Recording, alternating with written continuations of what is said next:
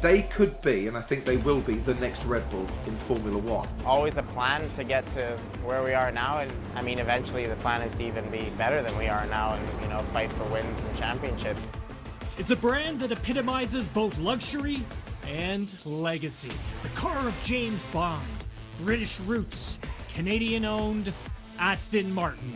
The team that's turned Formula One's Big Three into the Big Four. Fernando Alonso, who weaves across the line and celebrates a dream debut with Aston Martin.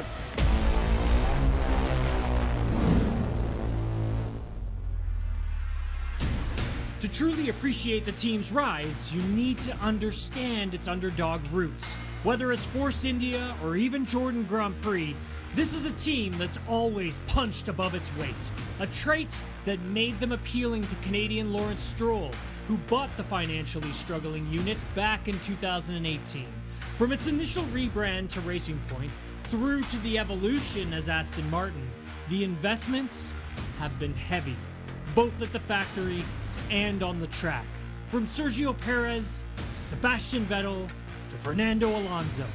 And as is often the case in Formula One, more resources have led to better results. If you say you want to become a winning team, you have a certain amount of stages. First of all, you start as an underdog. That's, I think, where the team comes from. Traditionally over-delivering.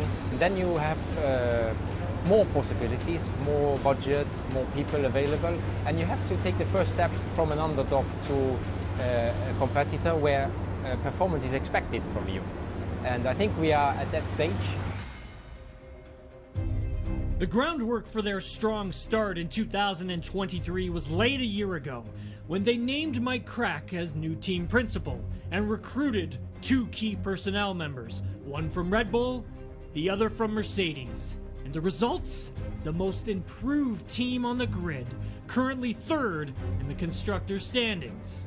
It's just been a lot of hard work, and I think really attention to detail and understanding what were our weaknesses and the areas that we had to improve on, and that's just a combination of everyone that's been back at Silverstone for a long time, and in addition the people that joined in the last year or two, and that really brought a lot of new ideas to the car. Aston Martin's rise hasn't been restricted to the track.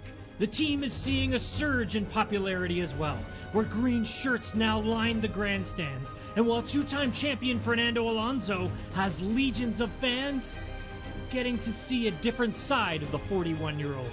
One half of what appears to be the most unified tandem on the grid. Tell Lance not to worry, I just want to build a gap with the cars behind. What is really nice is that they could maintain this, being teammates, because very often teammates are trying to fight each other. And we have clearly sat together before the season and discussed also how are we going to approach it. And to be fair and honest with you, I was also surprised about the maturity of both, how they see how we have to work with each other.